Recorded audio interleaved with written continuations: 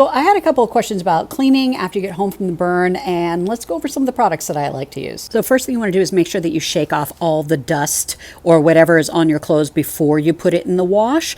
And if you are, trying to blow out, if you used your car or RV, rented an RV, something like that, using a leaf blower is great before you start cleaning, is to get all that dust out of there. A lot of burners use white vinegar. They still use it. I don't use this anymore just because I don't like the smell, but you can put this in the washing machine, and it's usually a 1 part white vinegar to 3 parts of water, and that would be your mixture, and it works really well.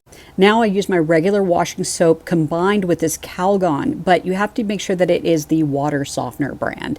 But this works, this combination, this works really well. For any type of human body stains, hydrogen peroxide works really, really well. Put this on your clothing or whatever it's on before you put it in the wash, let it bubble up, and it helps to remove those stains. Really, really tough stains, this Fells naphtha, I know I just butchered that name. This works so well. So I have it torn like this because I just wet the end of it and rub it over the stain and leave it there for a few minutes, then toss it into laundry. And I haven't had a stain yet that this doesn't remove.